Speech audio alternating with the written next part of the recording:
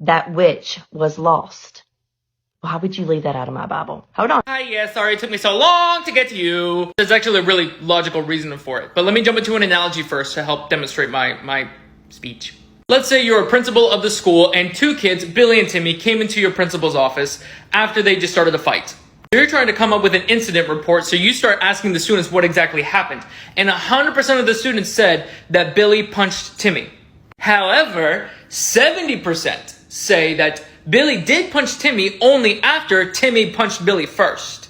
So when you're going with your incident report, which one are you going to go with? Are you going to go with the 100% accurate report that said Billy punched Timmy? Or are you going to include that the 70% say that Timmy punched Billy first and that's why Billy punched him?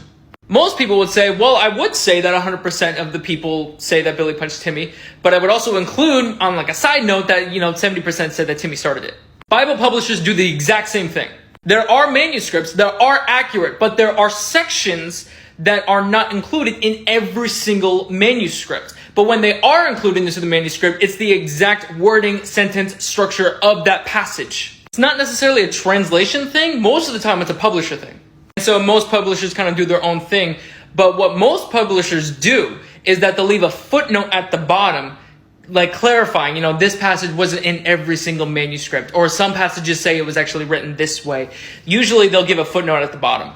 So if your Bible doesn't have a footnote for those verses that she was talking about, or John 8 is a great example, the woman caught in adultery, that is another passage that has been debated, but it is most common enough in manuscripts to actually make a valid claim it should be in the Bible.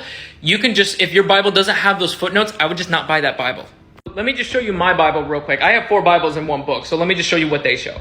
Let's just show John 8, for example. So NIV says this, use your pause game. NIV says this, New Living Translation say this. New King James Version doesn't say it initially, but you can read it in the footnotes that it says there. But the Message translation doesn't include that clarification at all. Again, doesn't mean the Bible's been corrupted. It's just that not every single manuscript mentioned it, but they mentioned these passages enough to make a claim that it should be in the Bible. And publishers were like, well, do we stay 100% accurate? Do we include it? What do we do? So it's more of a publisher thing. It's not corrupted. It's perfectly okay. Just get a Bible that has the footnotes in it.